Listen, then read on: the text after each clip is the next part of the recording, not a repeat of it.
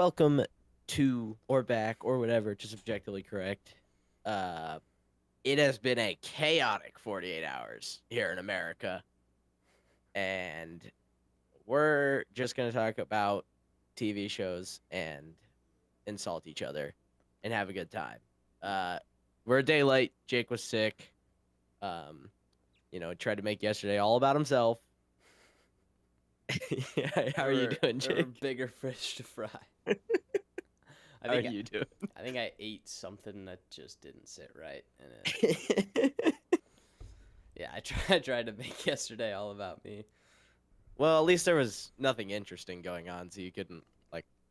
There's nothing to keep up with while you were sick all day. So Yeah, nothing really, nothing it insane probably is a happened. really good thing you were sick, because I don't think we would have probably done anything yesterday if you weren't. So Yeah, it was not the best time, but we are yeah, back. We are yep. back We've today.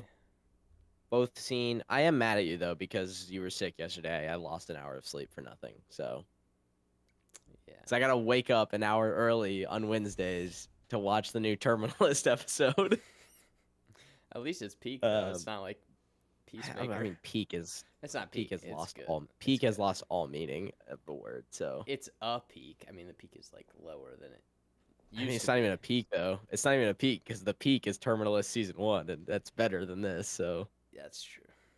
the peak of Terminalist, it's like a cliff edge, but it's good. You know, Yes, it's a good. decent show. Peacemaker had its best episode so far.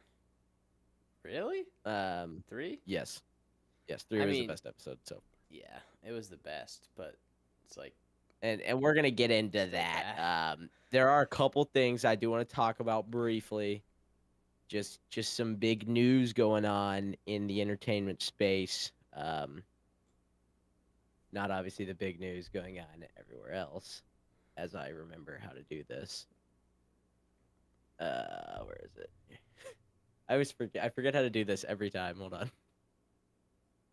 And I always forget how to fix it on my end whenever you do it. Cool. Okay. I should be sharing. There we go. Yep. Yeah. So we got some a first look here out in Shanghai, out in China, of what Doctor Doom is gonna look like in Avengers Doomsday here. That looks pretty This good. is yeah.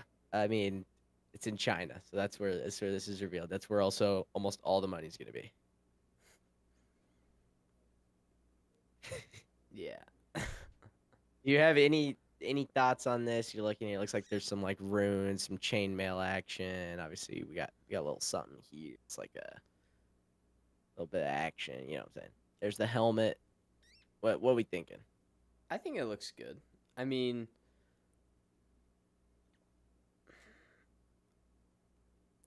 I like it. I know people are probably gonna be really nitpicky.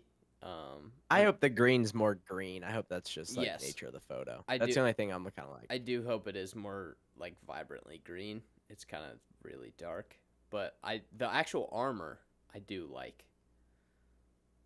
I do like the Yeah, armor. I'm glad it's not just. I was just expecting him to do an Iron Man armor set, to be honest, but have Yeah, it be silver. or Like, like crappy nanotech that doesn't look good. oh well, we don't know that it's not nanotech. Hold on. It very well could be nanotech, but the chainmail. I still have a hard time believing they're not going to be trying to show Robert Downey Jr.'s face as much as possible. Oh, even though he looks like death. Have you seen him recently, Mm-mm. bro? He's on like a vegan diet. Uh, He does not look good. yeah, gotta get that But protein. I mean, he's probably playing at least two characters because he's playing Doom, and then he's almost certainly gonna play a multiverse Robert Downey Jr. You mean Iron Man? Or he maybe he'll just be playing He'll just play He'll just be himself. playing himself and Iron Man. He'll be playing Black Panther. He'll bringing Black the Blackface. Yeah, I mean, look, I don't. December 18th, 2026. No, May There's 2027. Maybe at best. There's at best. no way less than a year and a half from now while they're currently filming. Currently writing the script Yes, currently filming and writing the script at the at the same same time. time. Hey, maybe they know it's gonna be trash and they'll just force it out.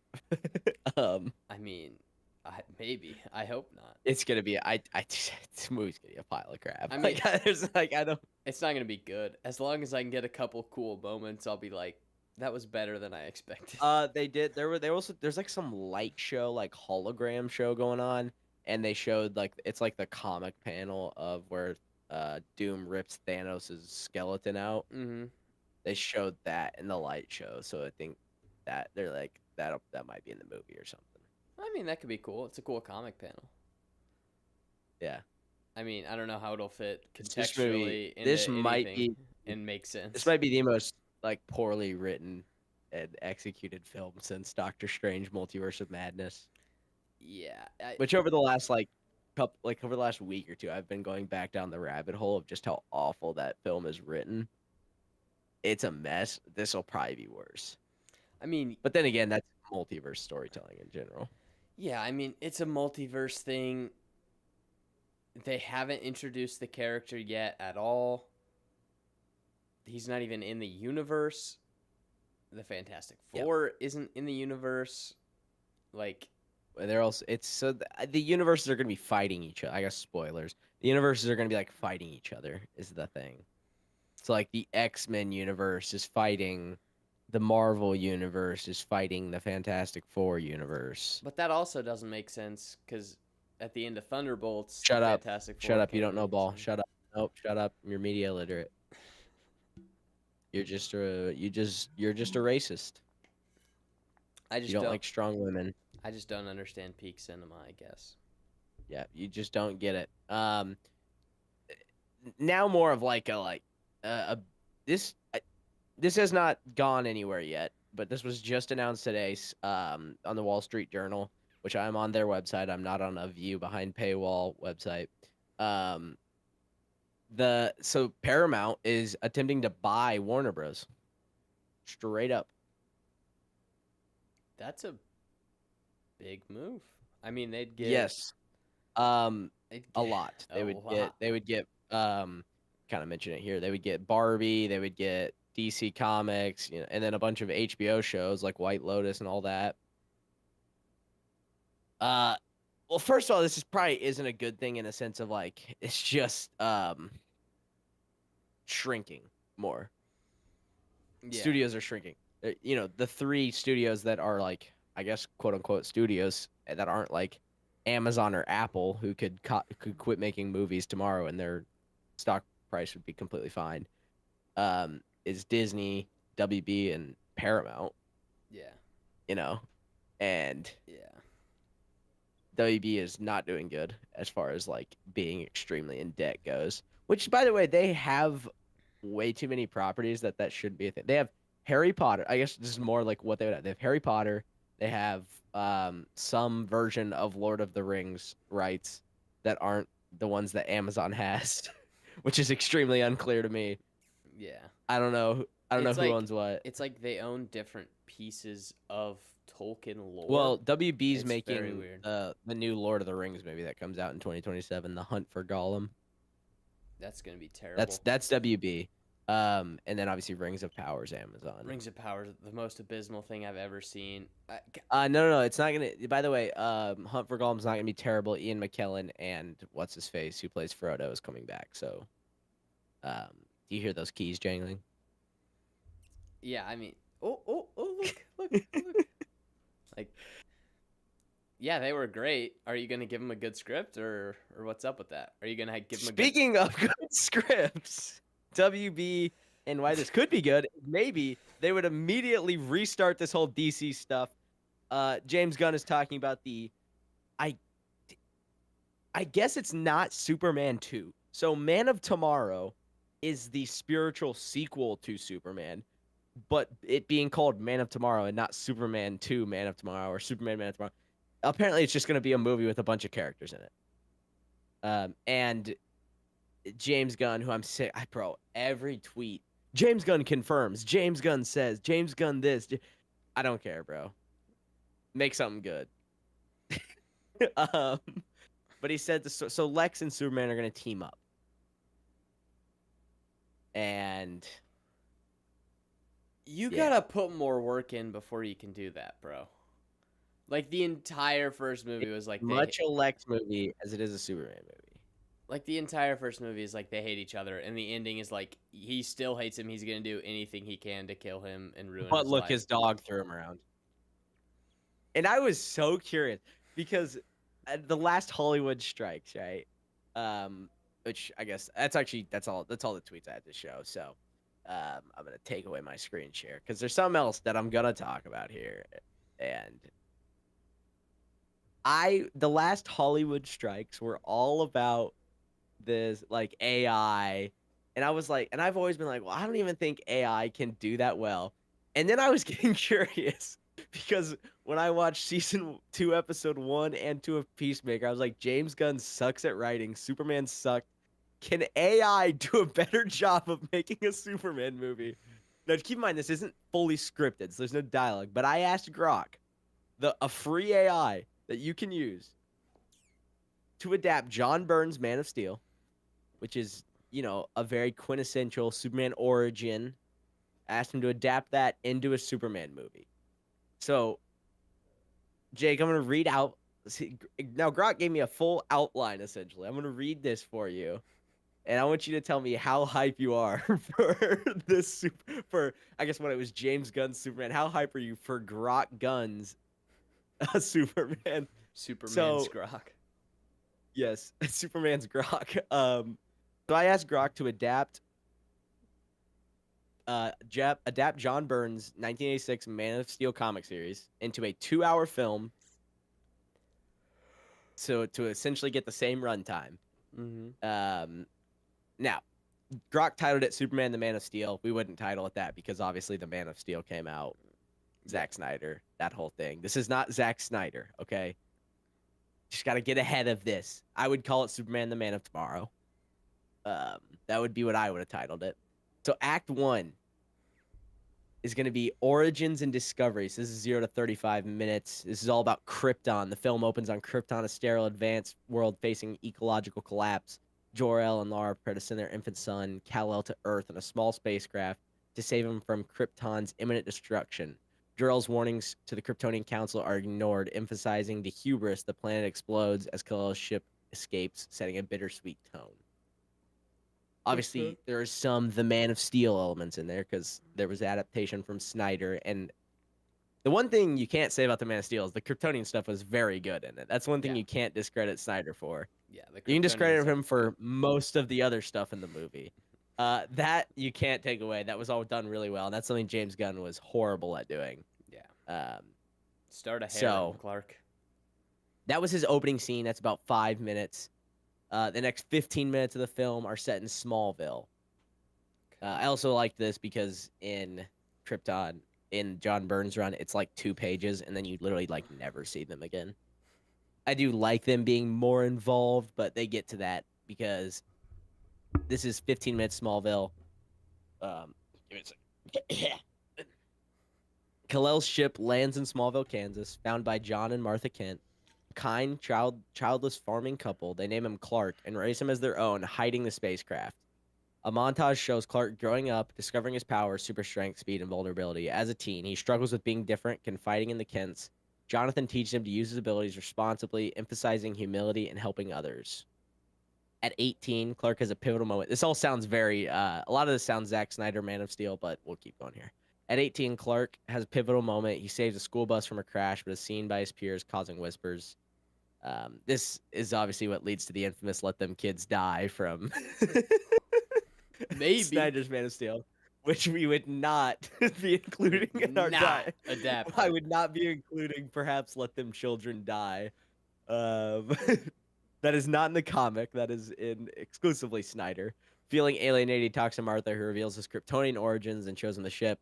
A crystal inside activates, projecting a hologram of Jor-El, explaining Clark's heritage and purposes to guide and protect Earth. 18, he's starting to discover Clark's journey. The next 15 minutes, inspired but conflicted, Clark leaves Smallville to find his place in the world. Goes to Metropolis. First actually they do kind of some Batman Begins type stuff here. He says he travels globally using his powers discreetly to help people. I quite like that, to be honest. I do as an like idea. that. The example here is saving a village from a flood. Yeah. Arriving in Metropolis, Clark adopts a mild-mannered persona. Gets a job at the Daily Planet. He meets Lois Lane, a driven reporter. I just lost my spot. Where'd it go? And Perry White, the graphic editor. Lois is skeptical of the country boy, but intrigued by his earnestness. Clark overhears a crisis, a space shuttle in distress, and realizes he can't hide forever. He dons a prototype suit inspired by the Kryptonian designs from the ship, saves the shuttle, earning public attention as a mysterious hero. That is Superman's first appearance, essentially. That's the end of Act 1. So Act 1 ends with Superman donning his suit for the first time. We're about uh, 35, 40 minutes into the movie here. That's the end of Act 1. How are you feeling about the first act compared to the first act of James Gunn's Superman, which was, um, he was dead in the snow and then I mean, flew back he and then lost, and argued then with argued with Lois. this It's hard to is it's hard to find the acts in Superman. this is a lot better. Just now, I will say this is origin. This does have the origin which James Gunn wanted to cut out. It's true. But even if you cut out the first 30, 35 minutes of this, giving you the origin, skip ahead a little bit.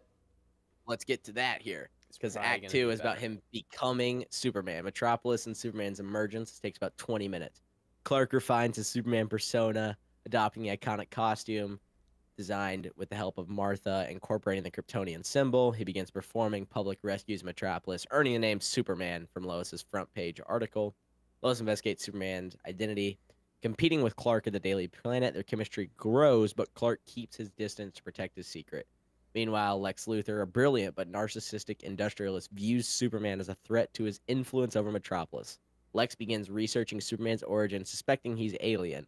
He hires mercenaries to test Superman's limit, leading to a skirmish where Superman easily defeats them but refuses to harm them, showcasing his moral code. Gosh, this is that. He doesn't lose the fight every time? I don't actually like this anymore. Why didn't So he that's about lose? 20 minutes. That's 20 minutes into Act 2. Okay, he won though. Th- He won. That's not relatable. He should have lost the fight. yeah. If you want your characters to be relatable, they just have to get their ass kicked the whole movie. Yes, because next is his conflict with Luthor. So Lex uncovers fragments of Kryptonian tech from Clark's ship stolen by a black market dealer and discovers kryptonite. There's something missing there. This is where AI is failing. We'll have James Gunn come in, right? The 5 minutes between how Lex somehow figures out where his parents live. He can write his dumb jokes in there. He can ruin that 5 minutes of the movie. And we'll go from there. He engineers a trap, a high-tech robot inspired by Burns' depiction of Lex's scientific prowess, powered by kryptonite to publicly humiliate Superman. Superman confronts the robot in Metropolis, but the kryptonite weakens him. He barely escapes, collapsing in an alley where Lois finds him. Unaware of his identity, she helps him recover, deepening their bond.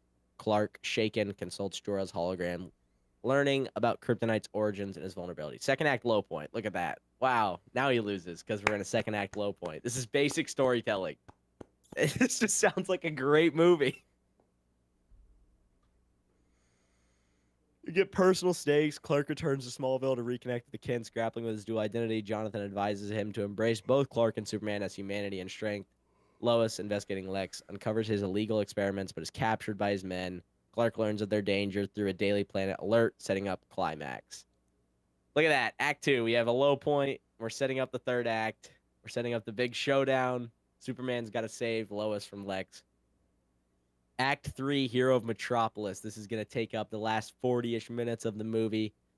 Climactic battle. Lex unleashes his upgraded kryptonite-powered mech in Metropolis, endangering civilians to lure Superman. Clark as Superman arrives to save Lois and confront Lex. The battle showcases Superman's resilience despite kryptonite exposure.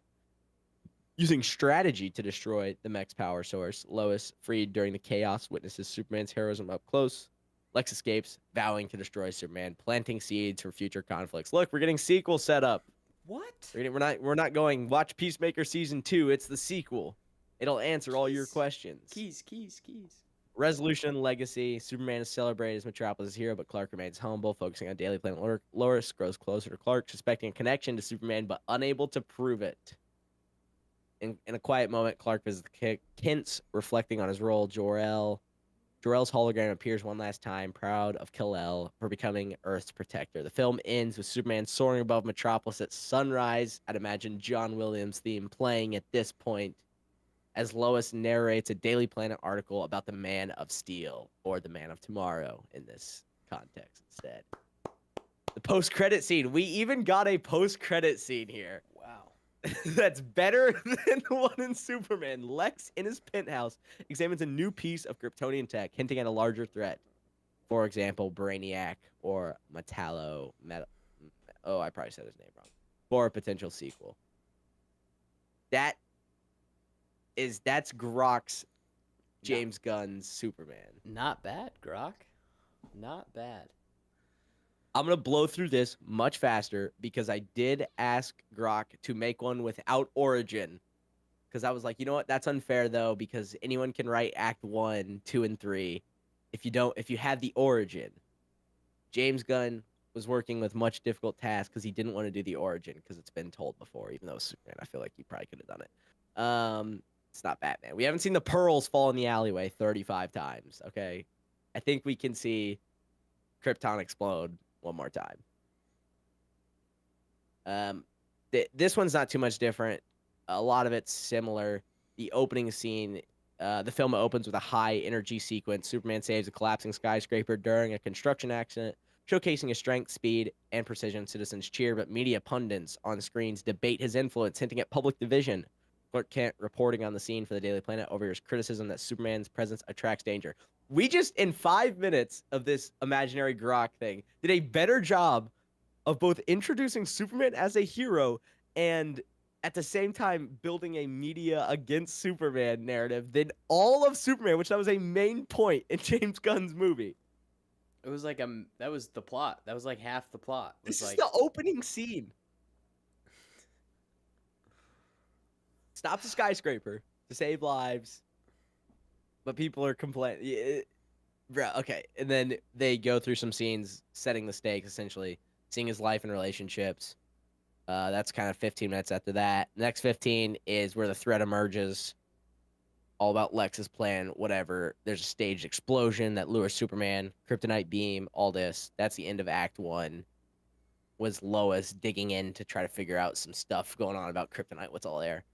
Act 2, a little bit different.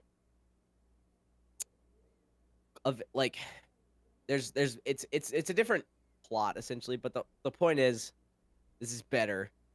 There's a bit of like Lois and Clark are working together. I believe at this point Clark hasn't revealed his identity yet. And there's some hints that he's going to, but he ends up not doing it. The second act low point, Lex kidnaps Lois, using her as bait. Clark discovers this through a Daily Planet tip setting up the climate. Grok really likes this idea of Lois getting kidnapped and Clark getting a Daily Planet notification on his phone for some reason. It was in both scripts. I didn't tell it to do anything like that. So it's apparently Grok's a big fan of the old Daily Planet notifications. So yeah, but it blows through. Then the third act, obviously, he saves it. Blah blah blah, all that. Public trust is rebuilt. Lois starting to suspect Superman strongly at the end. Clark reflects on his role, balancing Clark Kent's humility with Superman's heroism. He flies over Metropolis at dawn, a symbol of hope. Once again, they have Lois narrate a Daily Planet article praising the Man of Steel, Man of Tomorrow, whatever. We get a post-credit scene. There we go. That's boom. Grok's Superman. That's not Man bad. of Tomorrow, the Man of Steel. That's not bad. Dude, the point I'm making here is it's that easy to get an outline of a Superman movie that doesn't suck. Yeah. It's really not hard at all. Because it's like, well, it's like people like whenever a script is awful in a movie or show nowadays, people are like, it's AI that wrote it. And I'm like, AI's doing better. AI's actually pretty good. I wish it was AI at this point. I'm reaching that point. I mean, I'll take a predictable I story wish James over Gunn just was using garbage. Grok. I wish James Gunn was using Grok when he was writing Superman. It would have been better.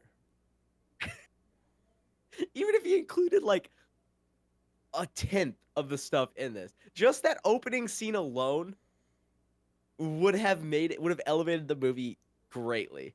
Yeah.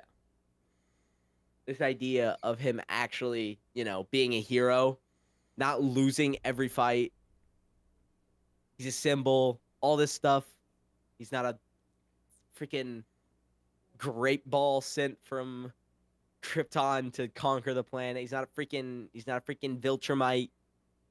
He's Superman, bruh. It's not that hard. I hate you, James Gunn. I really like Guardians Volume 1 and 2, though. Thank you for Guardians 1 and 2. Please never make another movie with a character I like. Or just stop. Stop doing the mainstream stuff, dude. Make a Snowflame movie. James Gunn would kill a Snowflame movie.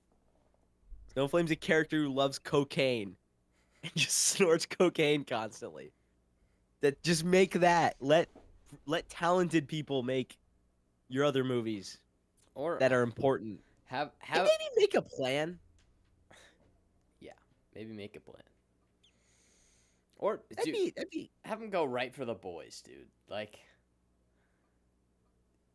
yeah, he'd probably improve that show drastically.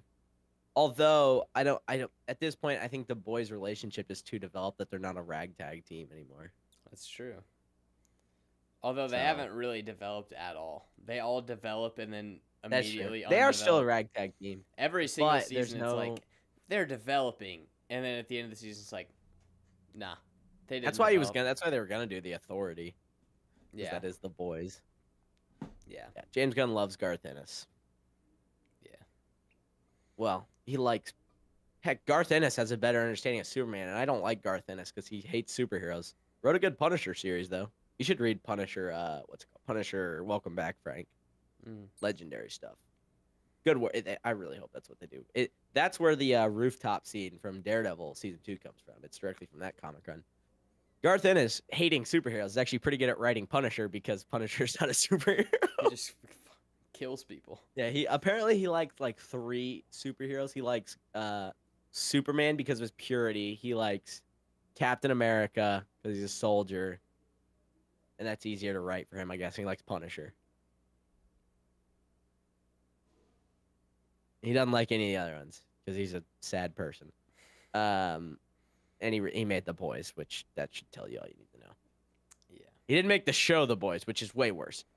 But that is stuff he made. All right, where do you want to start? You want to start with Terminalist or you want to start with Peacemaker? Let's get Peacemaker out of the way. Okay, but I want to talk more in depth about Peacemaker than Terminalist, to be honest. All right, let's hit Terminalist first. Okay. Terminalist. But I want to talk in depth about Terminal. Yeah, this is episode 5. Episode 5. Terminalist, The Dark Wolf. What do you know the title? You remember the title of it? Oh yeah, I'll look it up real quick. One thing though, I don't know why they're doing this so much. So, it opened with a warning about torture. It's E&E. E&E, yes, that's right. Yes. It opened with a warning about torture, like a disclaimer. Yeah, which was interesting. Wait, it wasn't even that bad. It really didn't show all that much. There was more it was brutal like stuff in Reacher. The one cut, but like,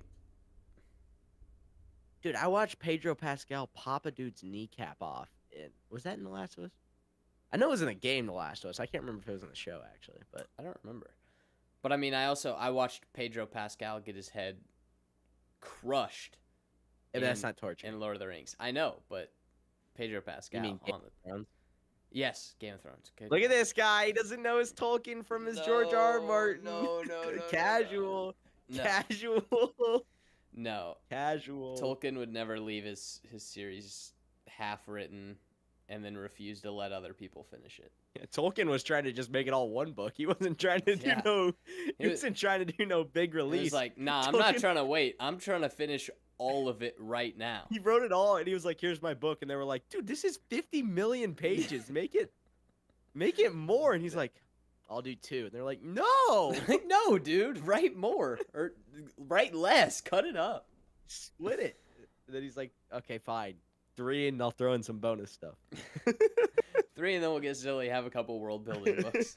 That's who George R.R. Martin thinks he is, with all the world. No, that's who Dude, George R. R. Martin despises.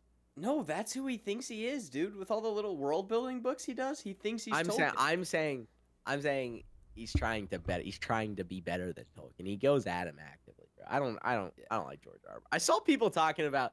Hope I can't wait to see when he finishes his book. I'm like, When? he's not finishing it. He's not going to. He's not going to. COVID should have been a wake up call for these people, dude. It's like, it didn't work. If he didn't finish it during COVID, he ain't doing it. It's never gonna happen, bro. He had years. And I'm never gonna buy one of his books. Of literally just sitting around like Fat, lazy, nothing else to do, and he's just like, should I write today? Nah. It's like you making a video. Yeah, okay. If I had millions upon millions of people who are like, Jacob, please, if you make a Terminalist video, please, I'll give you all of my money. This is all I want for the rest of my life. I'd rather die than not have this video about Terminalist. I'd be like, yeah, I'll make a video.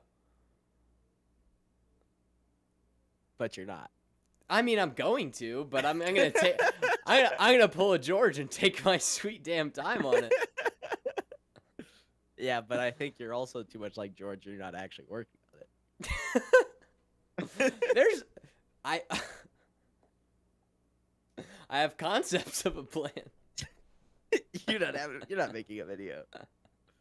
I have concepts of a video. I was gonna make a video, but then yesterday happened. I was gonna like finish it yesterday, and then yesterday happened, so I didn't. Yeah, yesterday. I'm working on my creature commando stuff. All right, but there's the torture warning. For that, Ben wakes up in his tunnel, having just been shot in the back. I can't read a lot of my handwriting. I wrote this at 5 a.m. It did clarify. We talked about it last night, or last week. It clarified she did shoot him like directly in the plates of his plate carrier. Get there. I'm just saying, like, yeah. He didn't get shot. Like, yeah, you're saying at that moment, it was clear it wasn't bleeding out. Yeah, and she wasn't just relying on like straight Kevlar to stop 3 bullets to the back. Like, she was aiming for plates, which is still like, whatever. But yeah, so I think I wrote the location. Problem is I cannot read it. Of where Hastings is. It's 5 a.m. It was dark in the room. Okay, I was going off my gut here. So Hastings, he pulls up to a safe house here. It's like, what the hell? Bro, I can't read this. He pulls up to the safe house. He's got the guy in his courier. He's in the car still. Yep. He's got the guy who's holding the bearings. Because remember, Hastings didn't go in the tunnel, and so Hastings is in like a wheat field. You remember this? It's kind of like, yes. Can you talk about it? It's like a flashback of some kind, but I don't remember what the flashback was about. It was like, I don't even remember what the flashback was about, if I'm being completely honest. It was just in a wheat. It was in a wheat field. That's the only thing I remember. Yeah. Honestly, I don't remember what it was even about. I was just like, is this a flashback? This is a flashback. That's I wrote down he's in a wheat field. Flashback ? I don't remember why. Give me 1 second. I don't remember why it was important. I'm looking up a script. Hold on. just so I have it in case I can't read. Terminalist Dark Wolf, episode 5, script. Ugh. Okay, or just don't give me a script. That's cool. No, that's cool. Okay, we'll probably blow by it. We'll probably keep going then. I don't know if we have any. I don't even remember. I don't think it was important because I didn't. I don't think it really mattered. I think it was just setting the scene. It cuts back like right away for whatever. Yeah. I don't. Really I just remember there was. I just know there was a wheat field for some reason. So, after this, it shows he still has the guy alive in the car, and he's patching him up. So that's important because that's how he's gonna torture him. He's patching the guy up. Rafe then reveals impressively that he speaks. I wrote Russian. I don't know if it was Russian, but Russian, German, Farsi. Yes. It wasn't Russian. All three of those. But he It speaks. wasn't Russian. It, I maybe wrote Russian. I don't know if it was Russian, but It he might speaks have been. one language, Yeah. and then he speaks German, and then Farsi. You asked him in all three of those languages. It's presumed he speaks some form of Swahili, too, I would assume, being yes. American, like South American of some kind. South So, African. Rafe knows a lot of South African, yes, sorry. Rafe knows a lot of languages. Very, very trained up operator guy here. Mm-hmm. After this, we get a quick cut because Ben is hunting Eliza in Zurich. Yes. He gets a call from Haverford, Jed Haverford, and he's like, she's in Zurich, and then it just cuts right away. We're here, and Eliza, she's checking into a room at this hotel. Oh, what does that say? I'm sure it's not important. Basically, at this point, I wrote this because this is important. Eliza does work for Mossad, so she isn't betraying. Yeah, she's just anything. following a separate mission. Yes, she is there. I wrote important stuff here. She removes a tracker. Okay. Oh, Ben's there. That's the thing I couldn't read. She checks in the hotel, but Ben's already there. Yes. And he jumps on her. That's where she reveals to Ben. She's like, "No, I am working for Mossad," because he keeps asking her. So she's like, "I have to remove this tracker." Why did she wait this long to remove the tracker? That should have been the first thing she did. Like I would have I would have shot Ben, dropped the case, taken the tracker out, thrown it on him, and left. Like I don't know why she left the tracker. Also, in just there. the basic logic of like, why would you want the tracker's last track location to be in your hotel room where you're planning on sleeping? I don't know, unless she was planning on leaving, but it didn't seem like she was, because she was checking into a hotel. So I don't. I think that's just a plot hole where I was like, okay, that's just what are we doing here? That just didn't make sense. And it's not a nitpick. Yeah, you always gotta clarify this for people. It's not a nitpick because it is insanely relevant to the plot. Yeah. Yeah. I don't see any world where any actual trained person is leaving that tracker on in any form.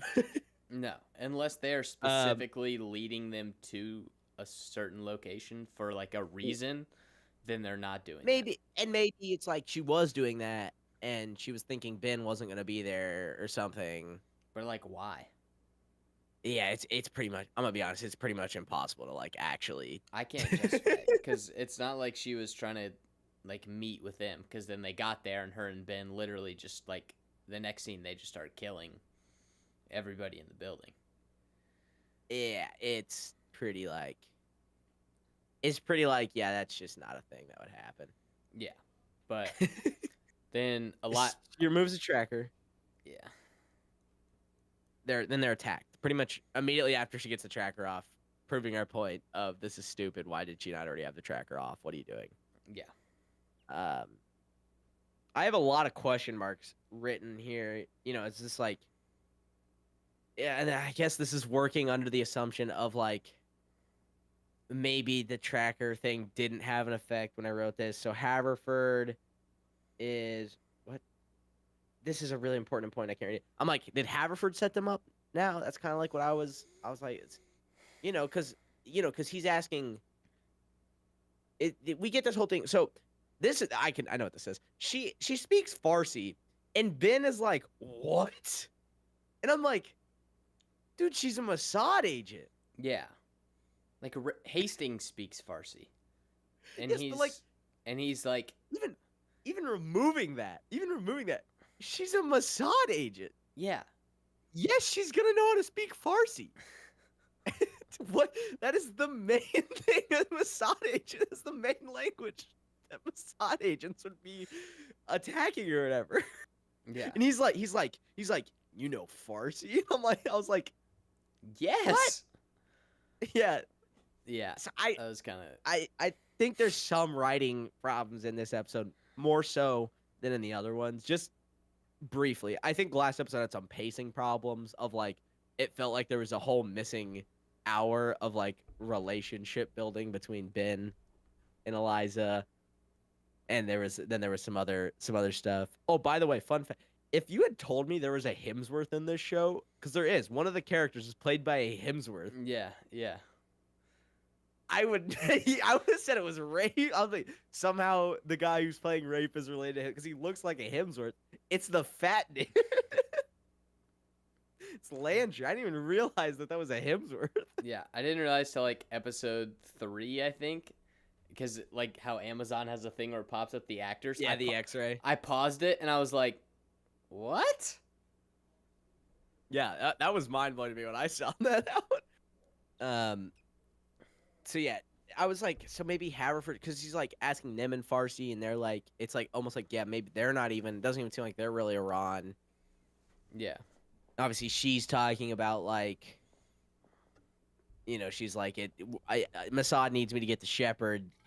I don't know if yeah, okay. So my notes get a lot clearer here because I started writing them during the ad breaks. So I had a little more light in the room, and I could just fully focus on the notes here. So Ben and Eliza, they clear out the hotel.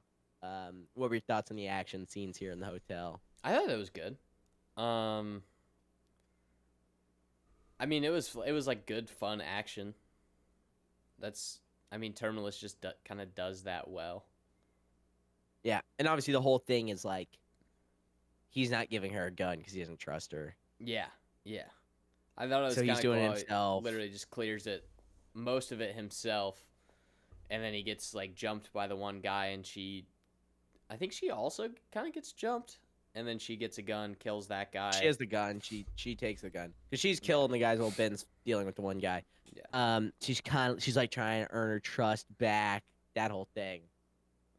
After they cleared out though, she reveals Mossad sent her there to find out about Mr. Jed Haverford, and the shepherd, his informant, who we know. Yeah, because Mossad thinks the shepherd is feeding. It's been too long. Yeah, he's had the same informant for too long, and they think he's getting bad intel.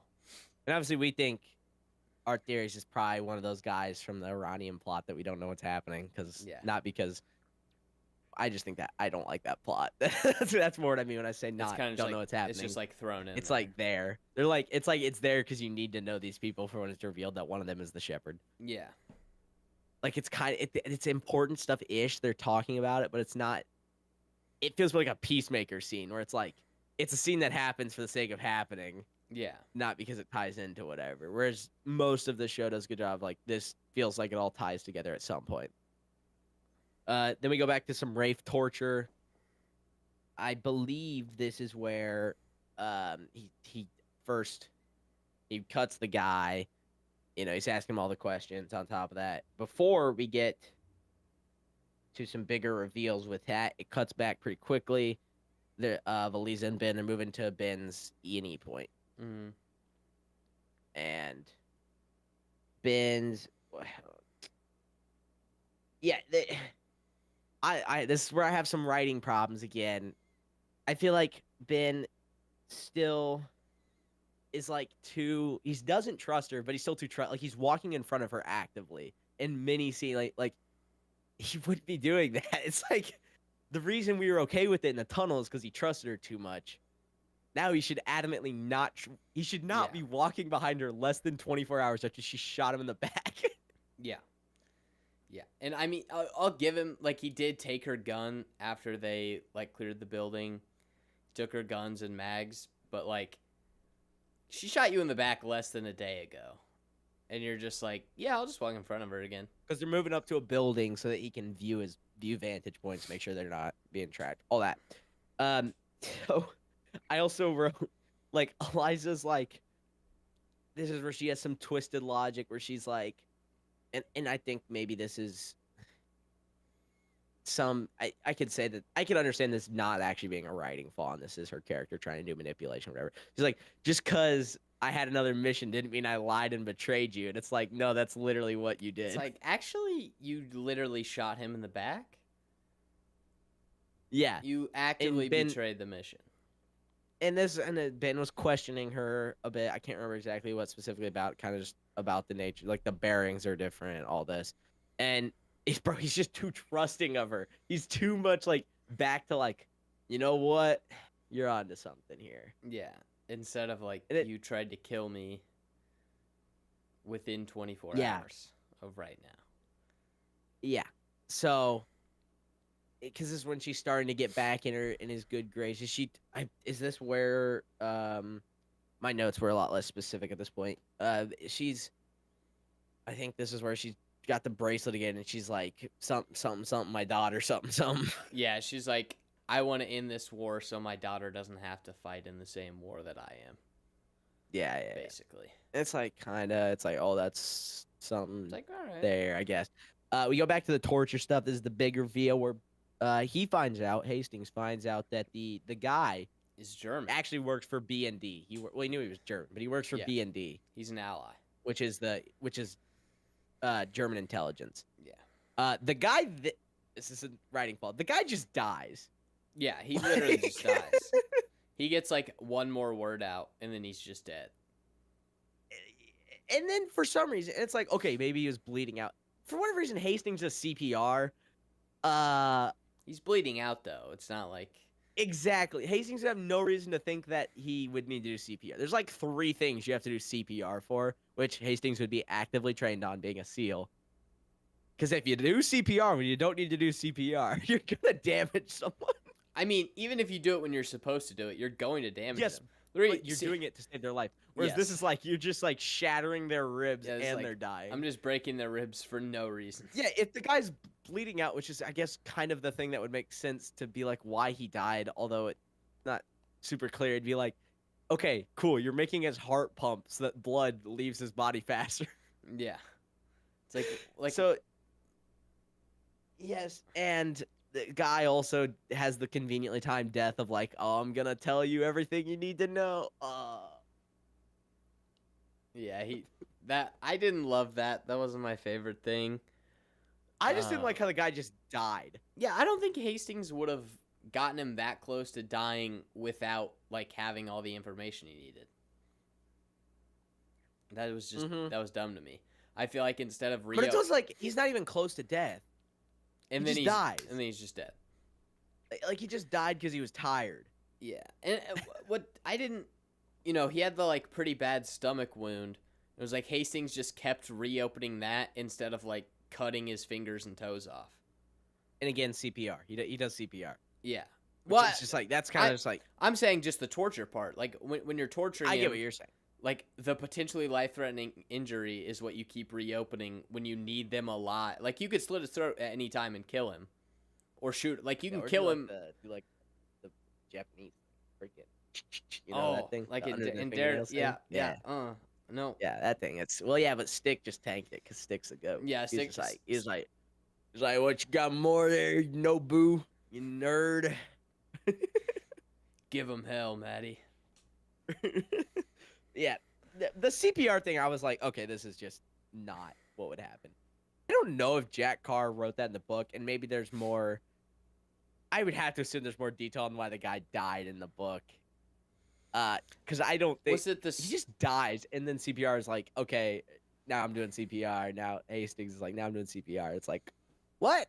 Was it like the stuff that Hastings like put on his knife when he like cut into his wound that he used? He didn't cut. It was like, but that's like acid though. I know. Would that have killed him faster? Because it was for like. I mean, Hastings says he actively reached into a bag. I guess maybe if somehow it got in his bloodstream. I mean, maybe somehow. I'm reaching, but And it's still not something that Hastings would be like, oh, he's poisoned. CPR time. CPR will fix it. Yeah. Maybe. Okay, hold on. It could be something about he was hanging, I guess, in the oxygen. He wasn't. His heart stopped. Could be. I get. There's something there. Maybe. I don't feel like it. I just feel like it felt like he just died because he was bleeding out, and then the CPR thing. But maybe that's what it was because he was hanging him up, but he didn't really seem like he was hanging in a way that would kill him. But maybe it was because I mean, there's some like if you're hung up like this, you can't breathe as well. Yeah. It's all good. Could be something like that. Maybe his heart stopped pumping because he didn't have the oxygen to reach it. Could be that. That's it. But then the guy just going like, everything you need to know is that I'm dead now. Yeah. At this point, we go back to Munich, where Tal is. So Tal's collecting data. I like how she walked in. There's a fat dude who's based. He's painting Napoleon miniatures. Mm-hmm. Literally opened the Fire scene. hobby. I was like, yo, this guy's sick. This guy rules. This guy Tal knows breaks ball. in.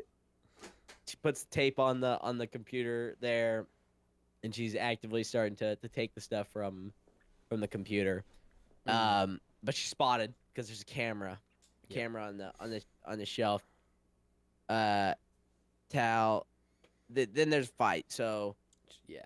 this is a great job. It's an underpowered woman fighting a grown dude.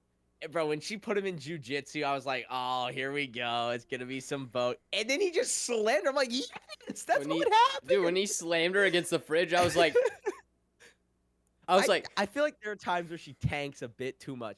But he also had just gotten shot 3 times, so it's like, at least I was just glad where it was like, oh, she's got him in the armbar. Now she wins. and But then the he guy was just just like, fucking slammed her against the fridge. I was like, okay. exactly. But And she has to use the stuff around her to try to overpower the stronger person. And eventually she blowtorches him, which actually lights because he had paint on his face. And then grabs the gun and shoots him. yeah, I like this scene. It's a good scene. Decent scene. She took a lot of really big hits, and I was like, I feel like she should at least be more bloodied up because she got slammed face first into a fridge. She got punched and slammed into stuff a lot. I wasn't sure why he didn't just throw her the hell over the balcony, but Yeah, they were outside. He had her against the railing, feet not on the ground, and he was like, choke. let's go back inside. I again write Ben is too trusting. Mm-hmm. They get in the car. They're turning the radio on. Simple Man, the Simple Leonard Man Skinner plays. version. Mm-hmm. This is the Leonard Skinner version. That was cool. That was playing. That's obviously the intro song. Simple kind of man. As they're driving though, a motorcycle rolls up, puts a bomb on the car, blows up. Elise is dead, and Ben takes her bracelet. Mm-hmm. How did you feel about the ending?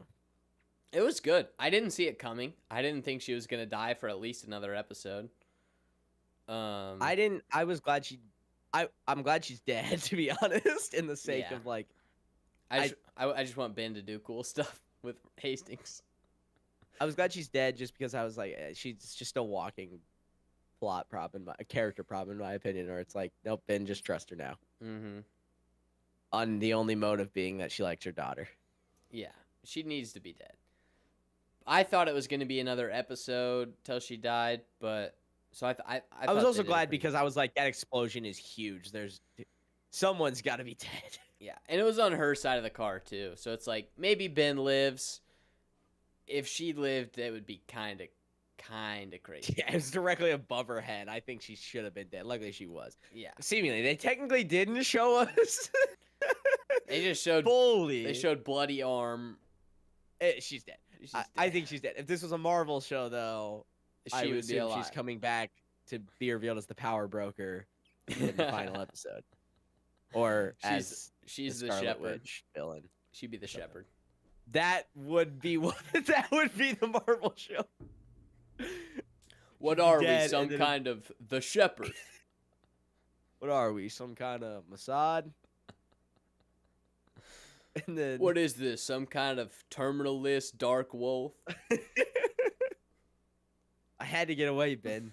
I'm the shepherd. I was feeding Haverford the terminalist, but a dark wolf hunted. Absolute sin. He's right behind me, isn't he? Hey there, Haverford. I escaped Ben. I have the terminal list. Ben, I changed his code name to the Dark Wolf.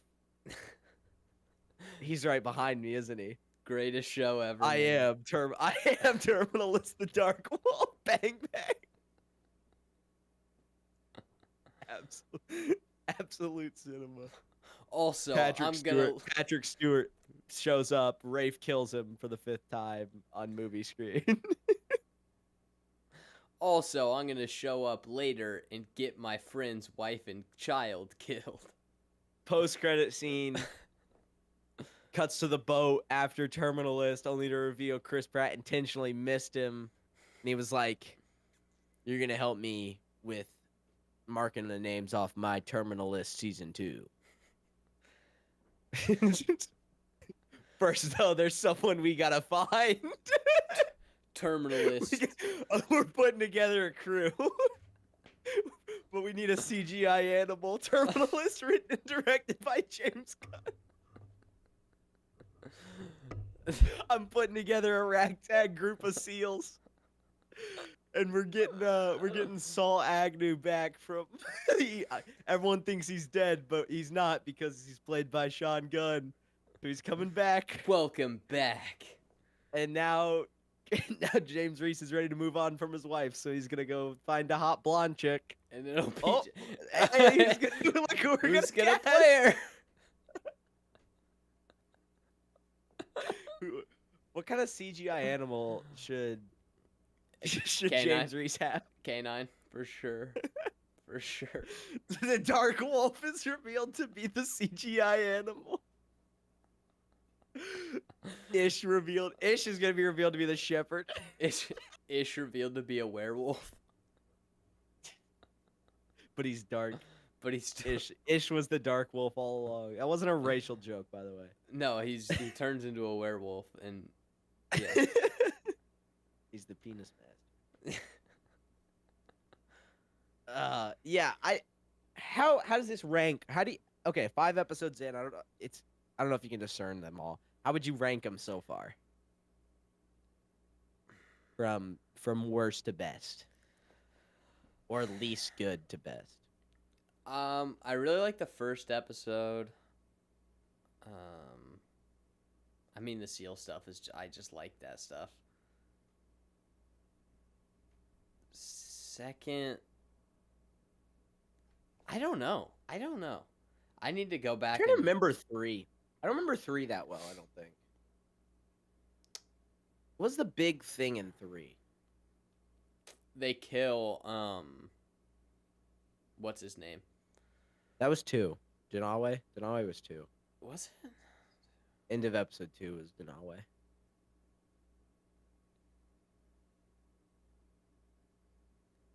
Oh, 3 is the train. The train. Ish dies in the train.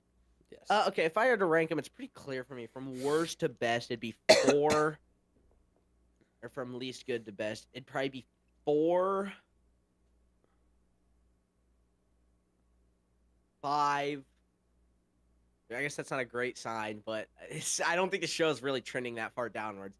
I'd put 3 there. This is sounding really bad, actually, now that I'm saying it out loud. It sounds like it's just getting worse. It's not, but okay, it's 4, 5, 3, 2, 1 for me. I liked 1 the best. I really liked 1. I thought, but 1 almost didn't feel like the same show. Yeah, it felt like more of a. I loved the like party stuff from 2 and some of the earlier character work. Yeah. 3, the train moment is memorable. I think there's still something going on, but it's like clearly it's not super memorable. Neither of us could remember it off the top of our head. 4, or not 4, 5 had some writing problems, but I think the action was pretty good. They didn't waste too much. There was 2 scenes going on. There was cutting back and forth between 2 scenes. It was Ben and Eliza, and it was Rafe. Yeah. That was all that was happening. 4, I still am not like the whole she's shooting him in the planes thing not to kill him. I'm just like, okay. Yeah. This is just a stupid plan. This was stupid. Because she even says that where she's like, I was supposed to kill you, but I didn't. And I'm like, why'd you shoot him 3 times in the back? Yeah. I don't know. It was kind of dumb. Yeah. But I think that there's good setup. It's I know I just made it sound like it's getting worse and worse. I don't really think it is. I think all 3 of the first 3 episodes are great. I had some problems with 4, but it's still pretty good. And 5 had some pretty solid moments. Some weird writing stuff that I think deserved a better look, but overall not too bad. There are 2 more episodes, so we have 2 more episodes that we get to talk about. We have something good that we like to talk about before we get to talk about what we're about to talk about next, which is we are at the official halfway point. We're not actually. Tonight will be the official halfway point of Peacemaker Season 2. The Yeah. prequel for the Man of Tomorrow, as James Gunn has said it. So I hope you kids liked the kids movie. Come watch your bisexual orgies because you got to get ready for the next movie because this is the prequel.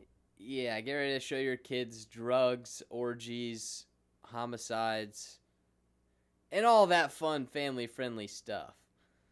Did I mention drugs and orgies, The kids? numbers of people watching this is so bad. Luminate had their numbers. It was like 700,000 ish viewers, which is like, oh, that sounds like a lot of people. And then you're like, Penguin episode 1 had 3.2 million. Yeah. And that's the Penguin. Yeah. That's the spin-off show that came out 3 years after a Batman movie that was all right. Yeah. About Penguin. Thing won like a million Emmys though, and it deserves them. But Yeah. Yeah. Shut up, you haven't seen it. Or Mobland. So let's. I'm just gonna. I've got a. I actually have a script for this one, so I can go through it pretty quickly and only point out the important stuff here. The opening scene. First off, the title, dude. Another Rick up my sleeve. This is a Rick and Morty title. Genuinely, it literally is. A Rick and Morty title. I don't think it's a title of an episode specifically, but I'm saying No, but all the it's Rick like- and Morty episodes are a joke of it puts a Rick in the name of a movie that's the parody of. Yeah. Like when Rick breaks out of prison, it's called the Rick Shank Rickdemption. Yeah. Obviously, another Rick up my sleeve is a reference to the fact that we got the return of Rick Flag Jr., further destroying any semblance of like coherentness in this timeline. We cut back to 3 years. I was gonna do the math to figure out if this worked. I couldn't. I forgot. I don't care anymore. Because we get a reveal of Harcourt. She's in bed with Rick Flag Jr. And I'm not talking in bed as like political maneuvering. I'm talking they're sleeping together. My first instinct was, oh, this is the new universe because Keith had said she's dating some jarhead. Jarhead's a term for a Marine. Rick Flag was in the Army. Rick Flag Jr. is in the Army. Clearly, she's dating Rick Flag Jr. In the new... I refer to it as the better universe when I'm writing these notes because there's no clear way to discern it. Only to be shown that this is, in fact, the DCU. This is the same universe as the Suicide Squad, some parts of it, and Peacemaker Season 1, some parts of it, and Suicide Squad 2016, some, maybe no parts of it, but some parts of it, but maybe not, but not any of the other stuff. Are you confused? No, that makes total and sense. Creature Commandos. Yeah. It all makes sense. So, first off, James, we get it, bro. Okay. Your wife's hot, bro. We get it, dude. Our court's all she's not quite fully naked. James Gunn's not giving that out. He's like, no, that's mine. You don't get to see that. You just gotta know she's hot. It's like the more we do it, the more it's not even a joke anymore. The whole reason the show exists is so James Gunn be like, my wife's hot, dude. What do you think? Yeah, What do you think, bro? That's literally what it feels like at this point. Yeah, so Rick's like, hey, come back to bed. She's like, I got work. And then she says, you ship out today to Corto Maltese. She says in 2 hours. You should really be with June, which is his girlfriend, who is a effing sorceress. It's Enchantress, is who we're talking about here. Just mucking it up even more. This is, I believe, noted as 3 years ago, but I could be wrong on that. Yeah, it was This is 3 when I was years. going to do the math. I can't quite remember. This doesn't... I'm 90% confident this does not work out with what year should be what. Yeah. So I'm gonna go through it real quick. Peacemaker season 2 takes place a year-ish after Superman. It takes place, I believe, a year after Superman. The opening scene was in January. She says last summer in Metropolis. So referring to Superman. So this is in 6 months later. It's in June. Peacemaker season 1. This is where all the problem comes in. Peacemaker season 1 is 5 months after Suicide Squad, which is 3 years before Peacemaker season 2. So at that point, I guess Supergirl, it gets real confusing at what's happening when you try to cohesive any of this together. Also, side note, in Creature Commandos, G.I. Robot said he last killed Nazis 74 years ago. If you do the math, assuming G.I. Robot was only killing Nazis through World War II, that takes place in 2019. But maybe not. Maybe it was in Argentina. I decided to scrap that point because I was like, who knows? It could mean anything. I don't think the timeline works, dude. I think even in this confusing gunverse of some stuff counts, some doesn't, I still think it's wrong. I think he doesn't know. They just said 3 years for the sake of 3 years. I'm fairly certain. Yeah, I'm pretty sure they just said an amount of time, and we're like, that'll work. It's like Homecoming. They were just like, it's 8 years. that one's way worse though. Yeah, I mean, it's like, just say it was 8 years. I mean, who's gonna know? It was just someone not knowing how to math. Yeah, that was bad. That was really bad. But yeah, so I was like, oh, this is the DCU? What? I wrote dating Enchantress because she was, or he was. They're like, we're friends. And then he's like, we were, now we're not. And then she was like, you don't want to ruin our friendship. That's what I was saying. And then he was like, yeah. he was like, we already did. You ship out in 2 hours to Corto Maltese. As the music starts playing, the intro's growing on me a bit. I'm gonna be, first we get flashbacks to the Suicide Squad scenes. Peacemaker, what a joke. That scene. What a joke. Great scene in the movie. Oh yeah. Was pretty important to season 1 of Peacemaker. Dude. It's in the wrong universe, James. The intro's growing on me a bit. I like the song more than I did on the first episode. I just really liked the song on the first one, in season 1, on the intro in season 1. I still don't love as much the dancing going on, but I like the song, the la part. I like that a bit. I dislike the intro less than I did in episode 1. That's about the only thing that I like. Yeah. Have grown to like as I've seen it more. I'm like, yes, I don't mind that as much. Maybe it's just because I think a lot of the content's bad. We get Keith, Roy from The Office. Yes. He wakes him up. He's like, dude, it's past 11. Me and Dad have been freaking out. There's blood in the library. He's like, what library? Our library? Yeah, I call it the trophy room. He asks him if he's hungover. He says, yeah, I am. I thought you slowed down. It's just alcohol, right? Because apparently Good Universe Peacemaker was going through it a bit. We shown later that he's got pills. Keith talks to him about the pills later. He's like, all right, I'm fixing up some eggs here. So he's going to make breakfast. It's revealed Peacemaker was, we get a little more of the conversation from the texting with Harcourt here. So he's getting set to go see her. Any thoughts so far? I mean, at this point, it's fine. As an opening scene, I would like it to go further than it does in the episode. First we get the piss scene. During the texting, we get the freaking he's pissing. Piss scene where it's just peeing, bro. It's like this isn't funny. It's not funny. Maybe there was someone out there dying of laughter. It's not funny. Maybe our friend who likes the show is dying of laughter, but he also doesn't like Saving Private Ryan. So yeah, he probably was laughing, but hates Saving. He probably was also on his phone. Yeah, he was probably like, "Oh, I pee on my phone too." It's just, this is just like he's pissing for the sake of pissing. Like it's like I don't know. Like we don't need to see him piss. It's like, I pee when I'm on my phone sometimes. And he puts on the clothes and it's like it looks ridiculous. Yeah. I didn't mind that as much. It's a bit of clever It's, multiverse work. I will say, no, I'm not gonna say that. It's just multiverse. It's multiverse rabbit hole, dude. You can go down it forever. It's like the statistical odds of him landing in a universe where not only is there a Peacemaker, but there's a Peacemaker who once dated Harcourt, who's also dated Rick Flag currently. I mean, it's just whatever, dude. It's just this why I hate multiverse stuff. It sucks. mm-hmm. I remember when I used to be hyped. I remember when I watched the Far From Home trailer and Mysterio was talking about some multiverse, and I was like, "Oh yes, let's go multiverse." Now I'm here like never talk about it again. It sucks. It's useless. You garbage. Shut up. With good writing, it works, but it just doesn't happen. I still don't.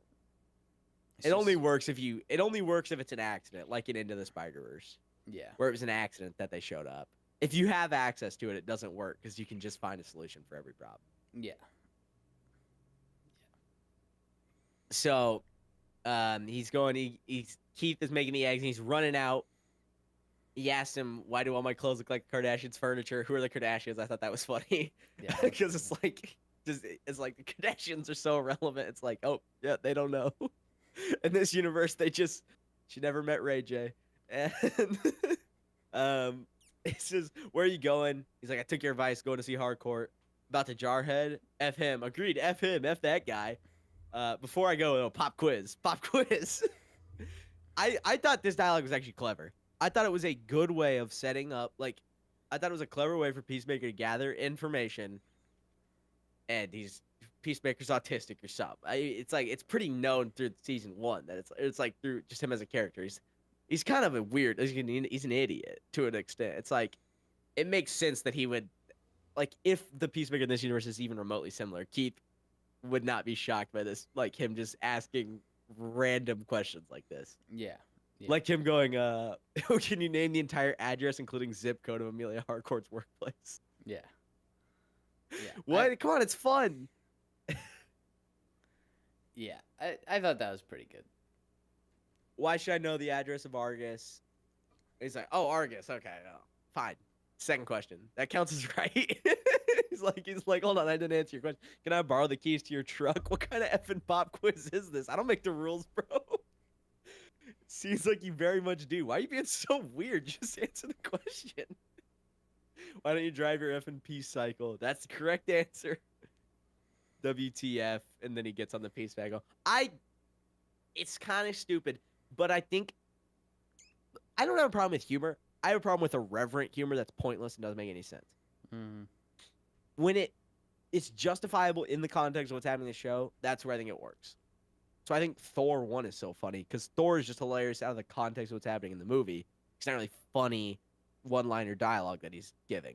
Yeah, it's just funny. That's why I like this scene. I think it's clever because it's a good way for, like, it's a very random thing that anyone other than Peacemaker, if a intelligent character, if Batman went to the multiverse and he walks out, he's like, hey, Alfred, pop quiz.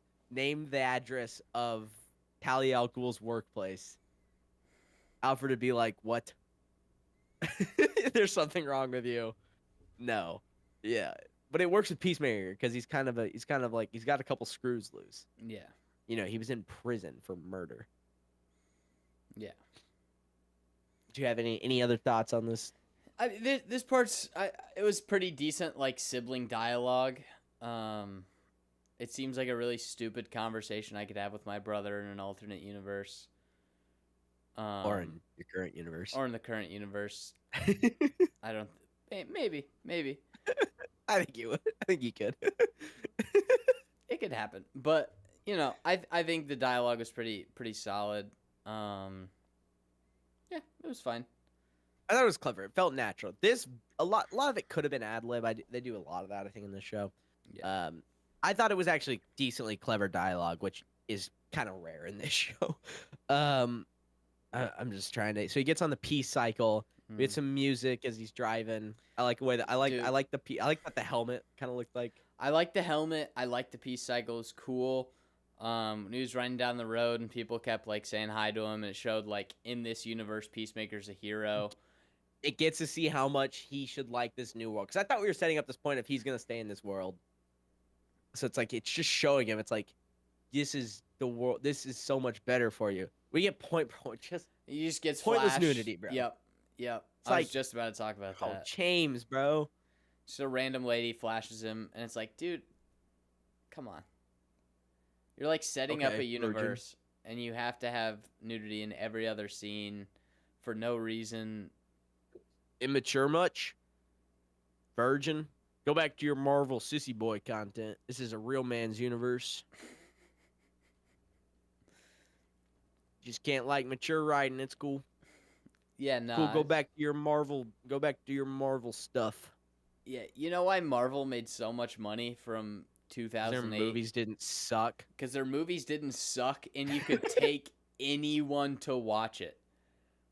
I could have gone as a 9-year-old with my 70-something-year-old grandpa and watched Iron Man, and we both would You have went loved as the a movie. you went as a 6-year-old to go watch Avengers. Yeah, I went as a 6-year-old to go watch Avengers with my parents, I went and as a all of us. 4-year-old to watch Iron Man 2. Yeah, and you like we all like there's adult messaging, but I'm not gonna understand it. It's not like flashing boobs on the screen. A 4-year-old's gonna be like, they're gonna know what that is. It's not like a sex joke that's gonna go straight over their head and they're gonna fake laugh about it. It's like, it's a different thing. It's weird. It's weird. Don't get me wrong. I'm saying I'm not. I still don't know. I don't know how, but it's like a parent's not gonna take their kids to it when there's nudity in it. Yeah. You know what I'm saying? Yeah, if there's a sex joke, like the kid's just not gonna understand what the sex joke is. They're gonna fake laugh so that people think they understood the joke, and then you're gonna move on to the next scene. It's not like parents are gonna be like, no, we can't see this because there's a little bit of language. Usually that's not really a big deal if you have like disciplined kids and you're not a terrible parent. But Yeah, and so he says best dimension ever. That's kind of how it ends. yeah, it's like best dimension. Further driving home this point of like, and he this, said so he says that a couple times this episode where something happens and he's like best dimension ever. yes, that's there's still no A plot in this show. There's, I guess, kind of the overarching plot seemingly is Argus needs to shut down this closet, Yeah, and it's like which is they've taken underdeveloped as hell. They've taken But so I'm just saying, long to do nothing. So when I say A plot here, I guess you could argue B plot ish, if that's your overarching A plot. But I just said A plot because it is the central theme of this episode. And the other one, it's like so meh on what's going on with that it's not much A plot. The A plot is Chris goes to see Harcourt 2. Yeah, That's the overarching plot is Harcourt 2, good universe Harcourt, however you want to call her. As we get set up for this B plot here, which sucked throughout the whole episode. There's nothing. Because Ads wakes up hungover. They were all drinking. They were hammered. Vigilante's there, obviously. I have no idea what that says. Okay. This scene in particular, when they get up and they're hungover, I haven't been very picky about it in Peacemaker so far, but I feel like the acting in this scene was genuinely abysmal. Like, from who specifically? So Harcourt's not acting hungover. It was, and Adebayo's like, it was Adebayo was the main one for me. Like, it was just not good acting. It was really terrible because it was like, yeah. It was like if it was a piece of dialogue where she was talking about being hungover, she would look like kind of hungover, and then if she wasn't talking about that, she looked totally fine and like. Yeah, I'd probably have to rewatch this. I didn't notice it that much. It really stuck out. There was one moment in this episode where I was like, this acting sucks, and we'll get there. For me, I wouldn't be shocked. I mean, she was not that impressive in the first. She was there. She was not a highlight of the first season. She was useful as a character because she was a polar opposite to Peacemaker, and it provided an interesting dynamic. Yeah. But Vigilante, so Adebayo's like, he stormed out of here. Did something happen between you two? And Harcourt's like, nope, just Chris being Chris. And she's like, and they keep hinting at this party boat thing. Mm-hmm. And Vigilante's like, no, he would tell me he's my best friend. This is the whole thing. Vigilante is a psychopath. That's kind of his character. Like, that's his whole thing. He's I guess sociopath would probably be a better term for how he is as a character. It was pretty interesting in season 1. It's pretty horrible in season 2. Yeah. We get, dude, more pointless. I like spiders. It's the freaking owl It's talk the more, exact same dude. thing. This isn't. This is a joke for the sake of joke. Like it's not. This isn't actual character growth of any kind. There's nothing happening because he's talking about this. He's just saying, "I like spiders. You a spider, whatever." Um, and dude, it's like I don't have anything to say about it. It's like, what am I supposed to care about with this? It's not good. It's not good dialogue. Adebayo's like, how many people have you killed? How many is a shit ton? I was like, kind of funny ish. Whatever. I was just annoyed by how horrible the dialogue. Why are you changing subject? You wearing my robe? He goes back to spiders. And he talks about crows. Goes on so long. Mm-hmm. Crows again, more crows. And then she gets sick of the crows. And she's like, Economos fell asleep in the bathtub last night. Adrian's like, what? You're just telling me now? He goes in.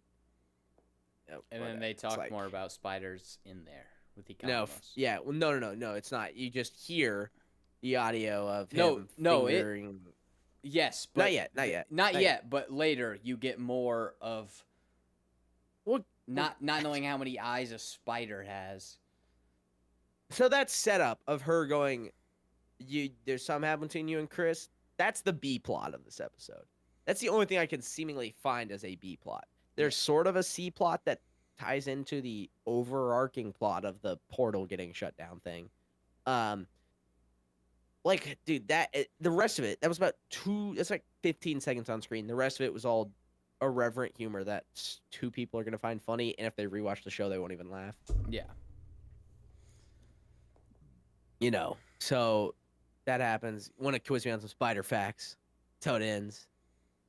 That's as it transitions. But he's like, after he gets him to throw up, he's like, want to quiz me on spider facts? Adebayo and Harcourt going outside to talk more about her and Chris, whatever. We cut back to the good universe. He walks into Argus. I'm here to see Amelia Harcourt. They're happy to see him. And he passes the retinal scan, obviously saying it's like, yep, so same guy, straight up, DNA, all of it, multiverse. Yep. My timey-wimey, whatever. And we immediately, let's see what's going on. Oh, that's terrible. There's like a kind of sort of funny moment where he's like, how did Mr. Grant's test turn out? Very positive. He's like, that's terrible. Oh, I'm sorry to hear that. Right? I was hoping it wasn't cancer, whatever. It's like, sure. Kind of funny. It's funny enough. It's fine dialogue. I don't know. It's okay. I don't know. Yeah. It's like a funny moment of like, here's a guy who, he's in the universe. It's the same thing. The problem I have with it is it's a kind of less clever and funny version of like what he just did with Keith.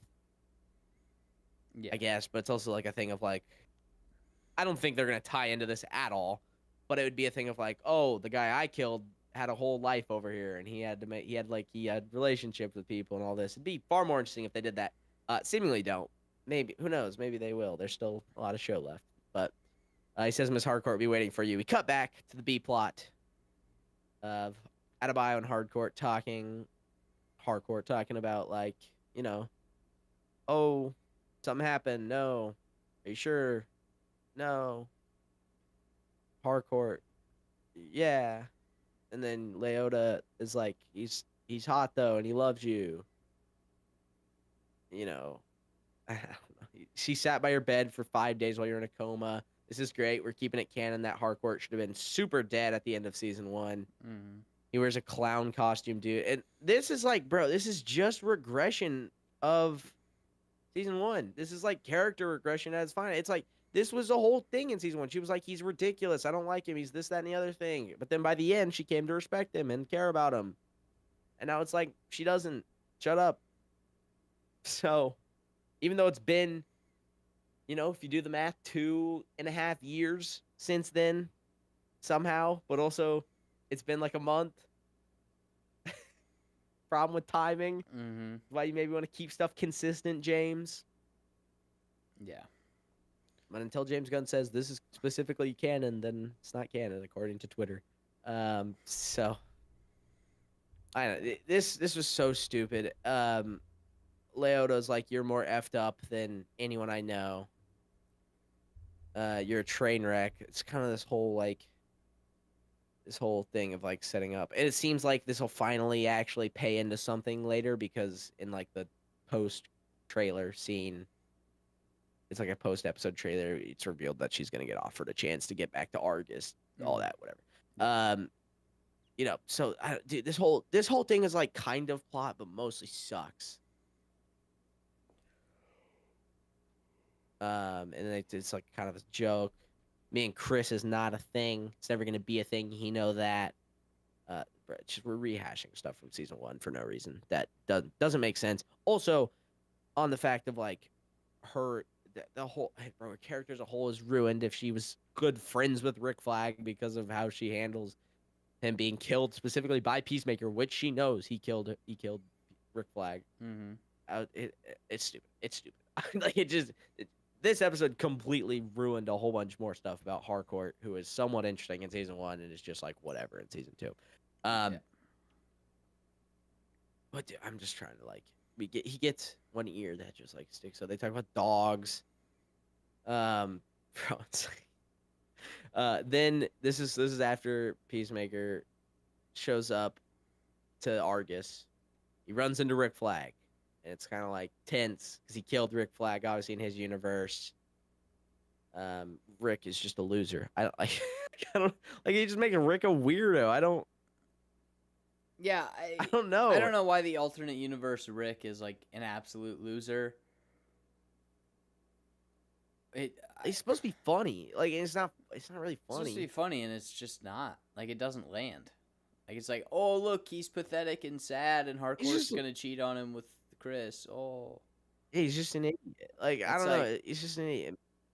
Maybe, and I said maybe it's just a universe difference, but I don't know. Yeah, but he's pretty much not like that, and he's pretty self-confident. And the other, who knows, DCU, whatever, Suicide Squad movie. He's pretty confident. So that's cool. Whatever. There's more. This is where the pointless. Obviously, Peacemaker and Harcourt, they talk a bit. He's like, "Let's go somewhere."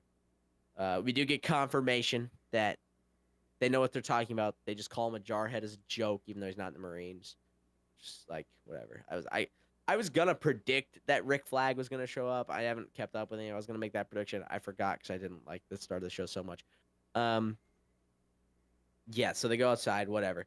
Glad you came. They sit in an elevator. Yeah. He tells some joke. It's like whatever. What whatever. We get some spider dialogue, Vigilante and Economos. Yep, it's terrible. And Economos gets a call, but hold on, because he gets a call about a duck. He has a superpowered duck, a meta duck. He doesn't have a superpowered duck. He's just got a regular eagle. Every eagle just took down 5 agents. One's in the ICU. Another lost an eye. Another one needs to have reconstructive facial surgery. Okay, I'll be right in. Make it fast. He told me duck. What kind of man takes advantage of another man's bird blindness? Excuse me, what? Okay. Dude, Who was that? Effing work. I gotta go. This pissed me off. Argus is supposed to be like they're supposed to be a legitimate, like, serious government agency. They're supposed to be like we have the CIA for the world we live in. They have Argus for a world with superheroes. Argus is the company metahumans. who is in charge of containing Superman. Yes. They are in a world with superheroes, with Superman, with supervillains. They're a serious company. And the people they are sending to take out Peacemaker or to capture Peacemaker are people with bird blindness. Going up against a guy who has a pet eagle. That doesn't make sense to me. Even in a world where bird blindness is a real thing, why are you sending a guy with bird blindness to lead a task force to take out a guy's house who has a pet eagle? It doesn't make sense. It's like, and the task for the highly trained agents is a fat chick who's bald and like 3 other fat people. And then they recruit a professional eagle hunter? Are you shitting me? Are we serious? This is a real plot point? Before the Eagle Hunter, though. That costs millions of dollars? Before the Eagle Hunter, we get the dating scene. Harcourt 2 likes hot dogs. Yeah. I mean, this is where I have a writing problem. Peacemaker's not getting mobbed somehow. Yeah, They're just he's out in super public, popular. a lot of people. A girl flashed him by seeing him for 2 seconds in traffic, but people see him in public at a hot dog stand and they don't say hi. Like, oh, that's cool. Really? Yep. And I was like, maybe secret identity or something somehow. And it's like, nope, because a cop says later that's Peacemaker, right? Yeah. Gets a lot of mustard on his hot dog. Some cute flirty dialogue here. You know, and he's just like, whatever, dude. So there's some scenes happening, and he's like, I want to see what's going on with you and Rick Flag. Some hinting that Peacemaker was cheating on Harcourt in this universe. Mm-hmm. Joke about his delts. John Cena's insecure about his delts or something. You know, he's got that body dysmorphia. So, cool. She's like, you're different. He's like, I am. Text, I was a little drunk. You said you want to explore, whatever, this, that, the other thing.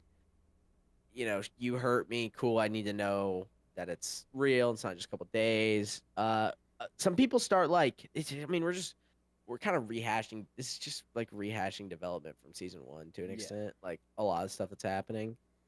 Of Peacemaker. Like I'm saying Peacemaker specifically as a character is like rehashing a lot of his development of like, no, I've changed as a person, whatever. It's stuff that was changed, which is the stuff that I actually enjoyed about Peacemaker season 1, and now it's like, cool, Yeah. nope. At this point, I noticed there's like running going on behind them, and I'm like, that's weird. I wonder what's going on with the running. And Jerry falls over and blows up. Like, I don't, like, what? It just blows up. Yeah, and then they run in.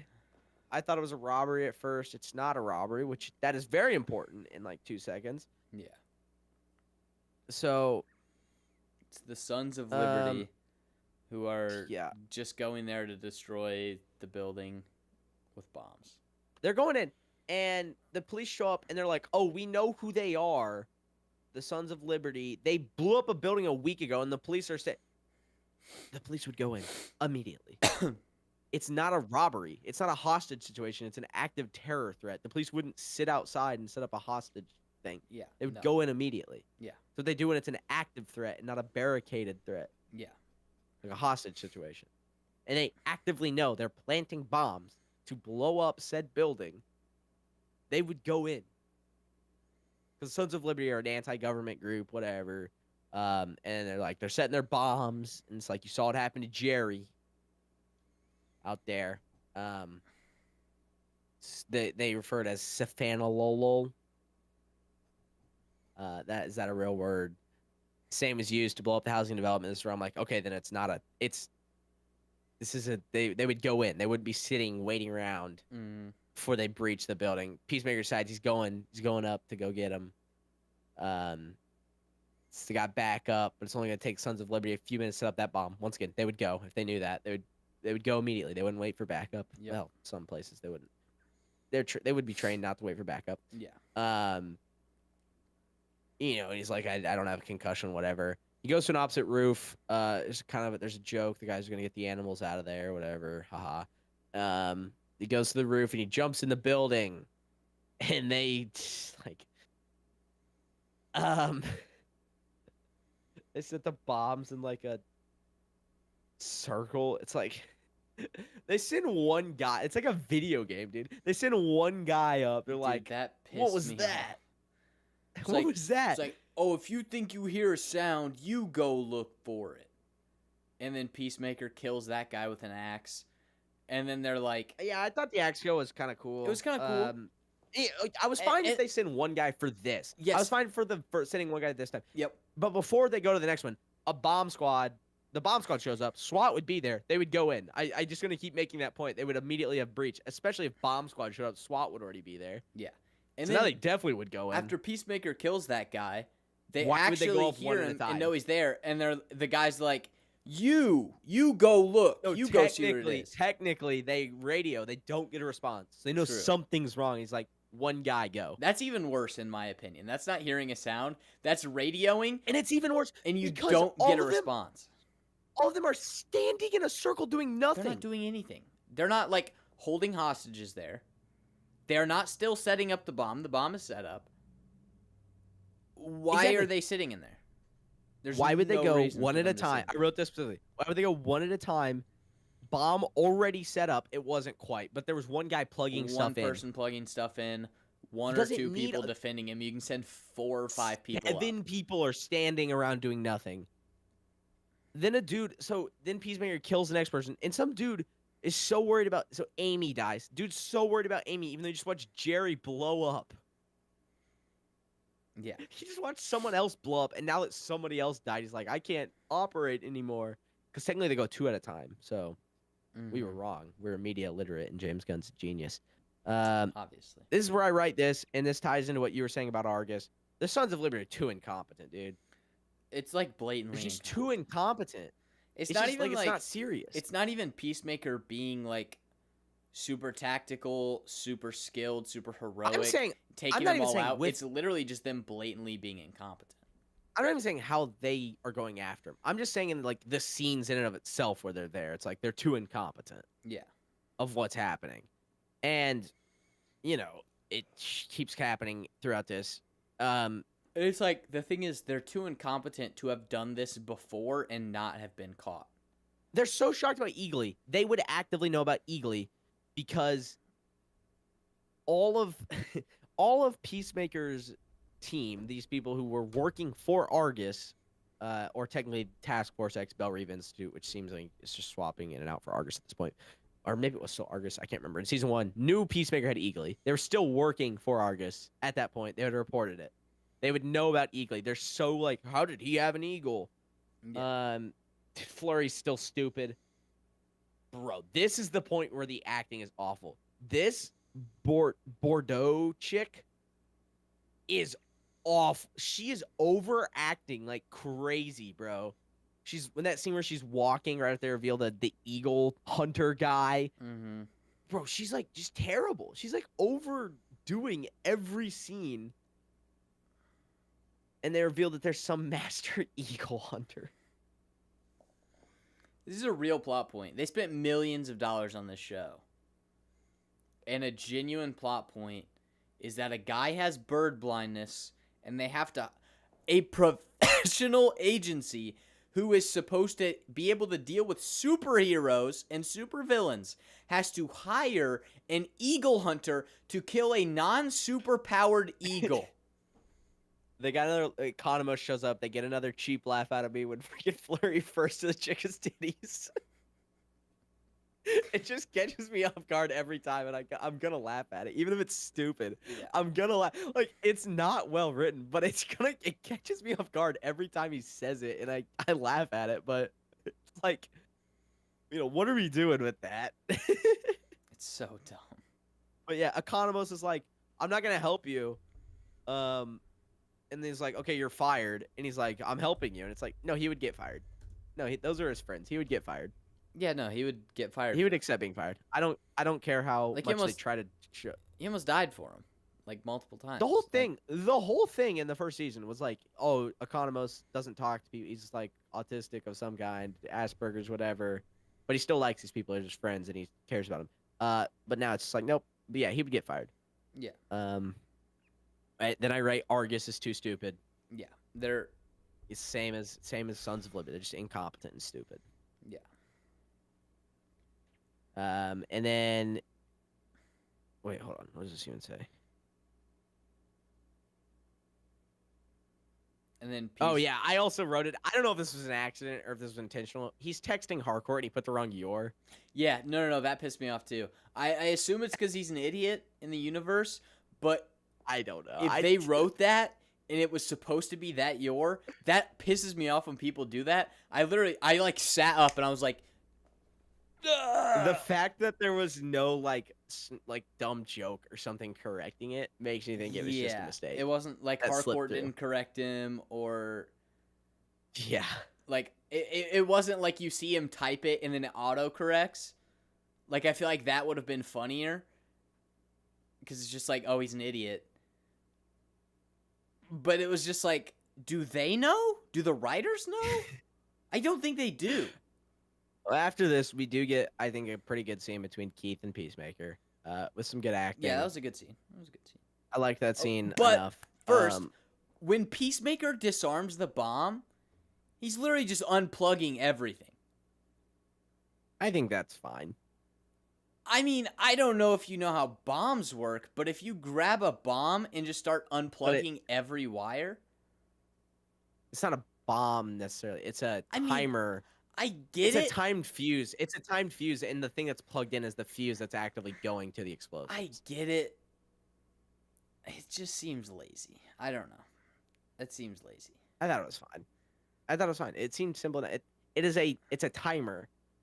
The fuse and timer is in and of itself a thing, and then they plug in it's kind of, I mean, it's similar to how like a det pack would work in like a production, where you have the fuse that connect, and if you just, I mean, it's at the end of the day, it's just electricity of how that works. Yeah, I get how the bomb, like that bomb works. You're talking more of like the movie sense of, it's like, oh, cut the red wire and it's kablumo time. It's like, that's not really, there's, I mean, I'm sure like super complicated terrorist bombs are like that, whatever, in the real world.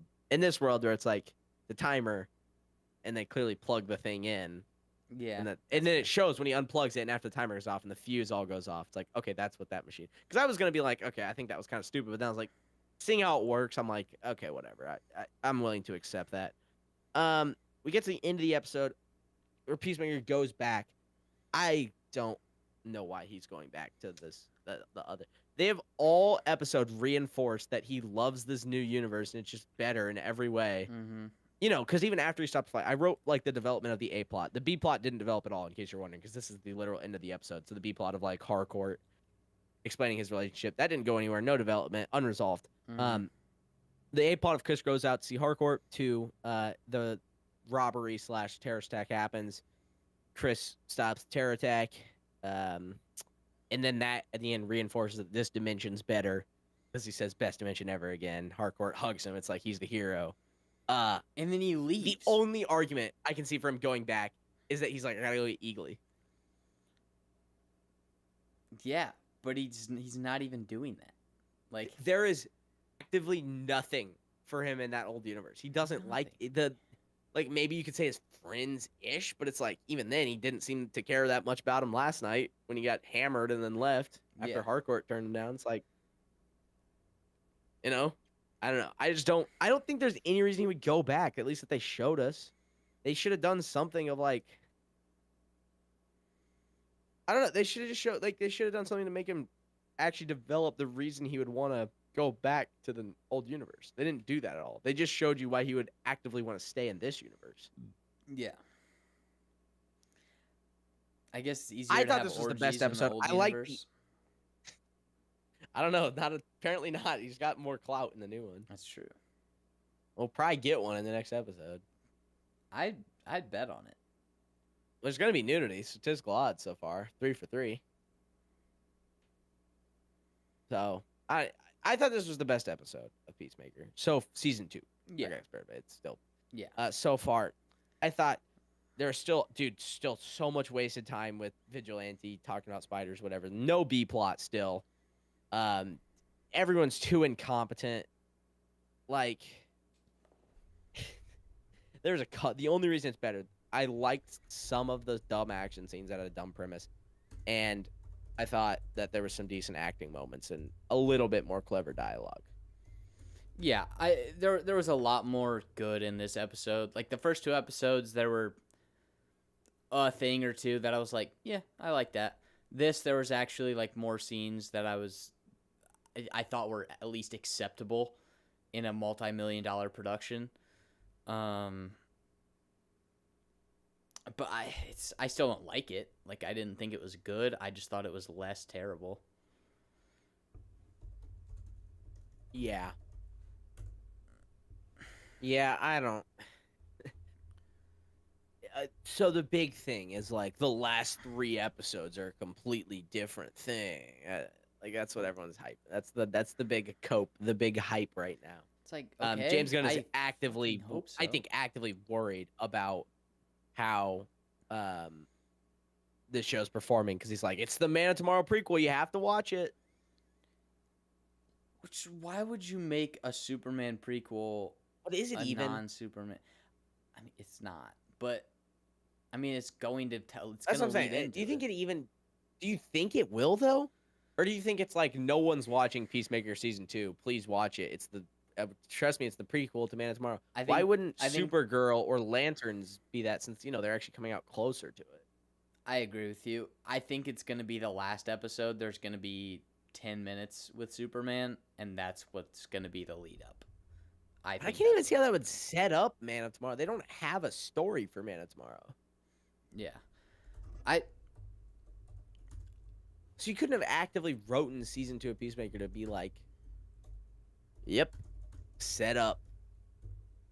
We're smart. We're good writers. We get paid for this. I Grok could do a better job. Grok could do a great job. Should I ask Grok real quick how he would start off a DC universe? Yeah, honestly, you should ask him that. Let's end off with that. I will. How many projects should I say? What should I tell Grok? Tell Grok you have 3 projects to start a DC universe. From fresh start. A DC cinematic. Not the DCU universe. fresh start where you keep a bunch of characters because you made the projects. A full reset. What 3 projects are you doing first? Let's see what happens. Let's see. All right. I need you to develop a DC cinematic universe, a full reset. What 3 projects are you making first? The reboot to the DC cinematic universe with a cohesive vision. Dang, Grok's taking shots. So Grok's establishes the DCCU with a cohesive vision. I'd focus, and Grok's taking this personally, I'd focus on establishing core characters, a unified tone, and interconnected storytelling that feels fresh yet true to DC's legacy. The first 3 projects would lay the foundation for a grounded, character-driven universe with room for mythic and cosmic elements to grow. Project 1, Superman, Man of Tomorrow film. Mm-hmm. Okay, I'm not gonna read it. It'd be 2 hours and 15 minutes. Project 2, Wonder Woman, Gods and Mortals film. It'd be 2 hours and 20 minutes. 3, The Batman Shadows of Gotham, HBO Max series, 8 episodes. Oh, that would be so good. Oh my god. Court of Owls.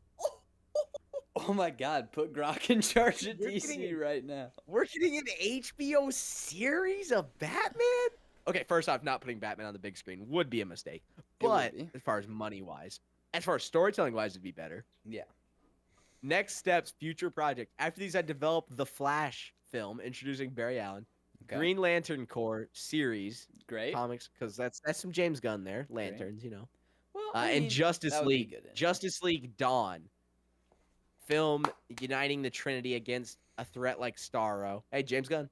Hey. Croc. The vision is James Gunn. Whenever Paramount buys HBO and puts Grok in charge of DC, like all the Snyder Bros were like, Snyder was always the inspiration. Mm. That's what the James Gunn Bros are gonna do when Grok has them fighting Starro and James Gunn was always the vision. Oh my god. Okay, wait, hold on. I'm gonna ask. Okay, I'm gonna just real quick. What would be the next 3 projects? Okay, well, hold on. It's gonna tell me. We got the Flash. They're doing the Flash movie. Obviously, like I said, so this is after the Batman series. We're getting the Flash movie. We're getting the Green Lantern Corps. We're getting the Justice League. Hold on. Okay, hold on. This is just straight up. Here's what I'll say. Grok isn't quite got it all together because Grok is literally just telling them to do the Suicide Squad because Amanda Waller recruits them, revealing her Task Force X as a backup. Okay, there's some kinks to work out here for the Grok cinematic universe. He's making Jack to direct the Justice League movie. Wait, who do you have? Zack Snyder. I've played these games before. Hold on, I gotta check. I gotta check who the directors are. The other ones, real quick. Superman director Matt Reeves. Holy, okay. Matt Reeves is going from Batman to Superman. All right. He's keeping David Cornsett, Rachel Brosnahan, Nicholas Hoult. That's great. Love that. Good. Wonder Woman. What we got here? Let me check this out. Please don't be Gal Gadot. Director Patty Jenkins. Okay, so she's just coming back after doing the first Wonder Woman movie. Bringing Gal Gadot back. All right. Grok, Okay, this is let's a little hang up all over the place. sticks, bro. Chris Pine is Steve Trevor. This is James. Hold on. Did Zack Snyder create Grok? Anya Taylor-Joy as Cheetah. Hold on, Grok, you're falling apart here. Grok, what happened to Shane, bro? Grok, we're bringing the Batman. Batman is going to be Robert Pattinson. It's going to be Robert Pattinson and Andy Serkis back from the Batman movie. Who's director? Showrunner is Bruno Heller from Gotham. Oh, Grok, we've lost the plot. Oh, brother. Grok, we've lost the plot here. The Court of Owlsley just going to be Cillian Murphy. It would be good, but it's also like, okay, but he already did that. Yeah, I mean, he'd act well, but it's like he's already been a Grok Batman, has though. lost the plot. Andy Muschietti. Grok's bringing back the guy who made the Flash. The Flash movie. Hold on, this might be James Gunn. Grok, what happened? Grok Gunn. Grok fell off. Barry Allen. Jacob Elordi's playing the Flash. Charismatic, awkward, Really? energetic. Captain Cold is going to be played by Aaron Paul. What? Iris West will be Kiersey Clemens. I don't even know who that is. I don't know who that is. I know who the other two are, and those are.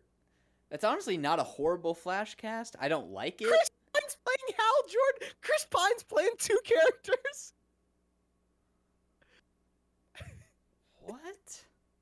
Chris Pine's also playing Hal Jordan along with Steve Trevor.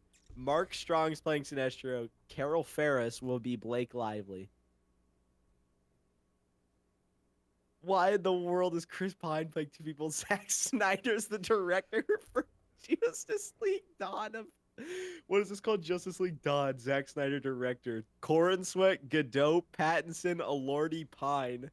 So is Gal Gadot gonna try to make out with... Green Lantern?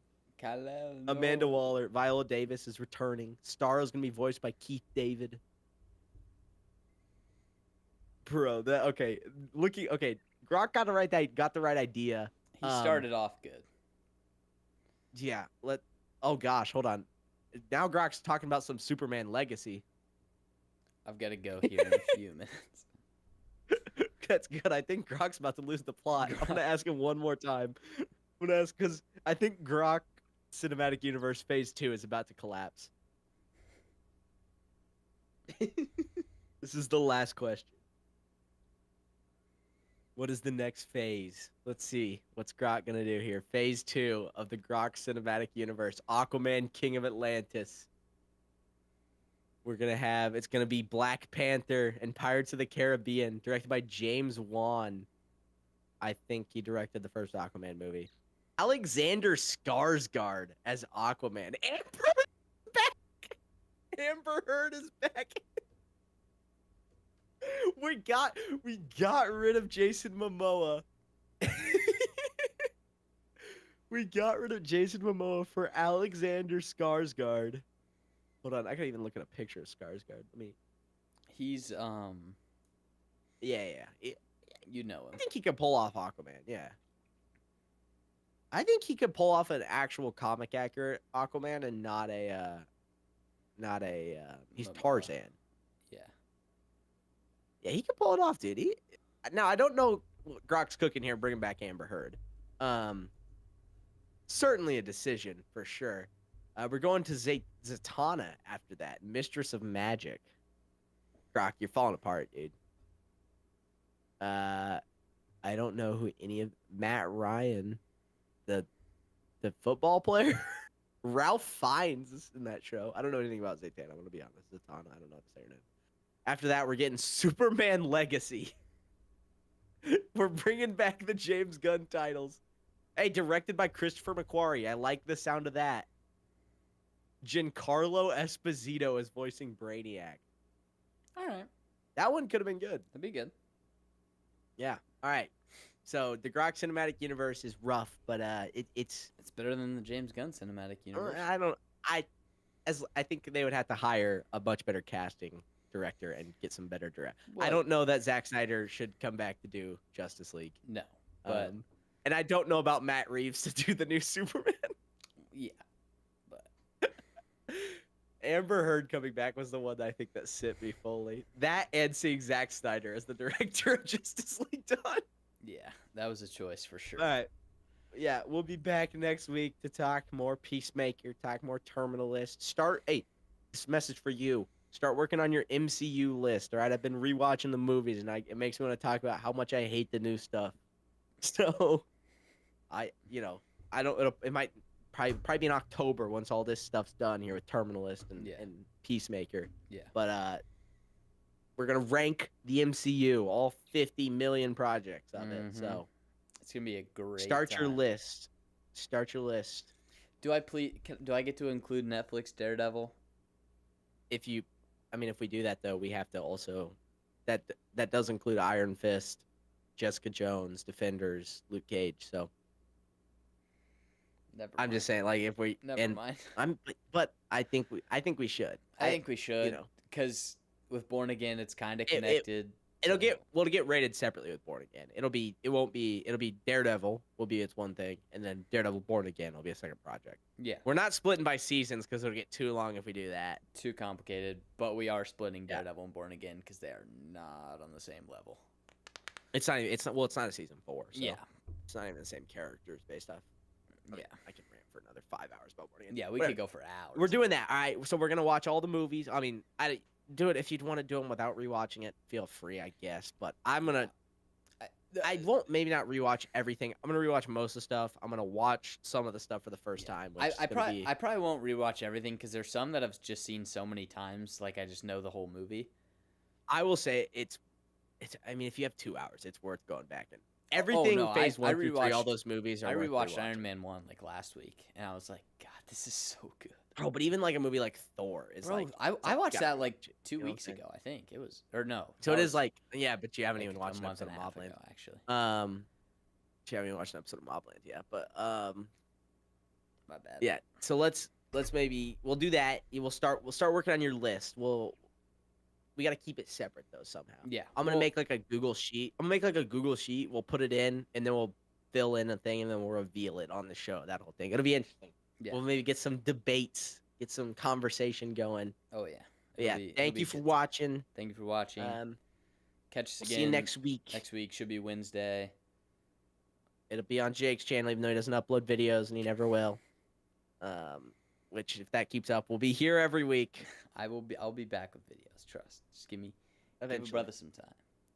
All right. Thanks for watching. Thank you. Click the links. All the links down below. All the links. They're now all down there. So they're all down there. Go look at the links. He doesn't know. Stop listening to him. Thank you for watching.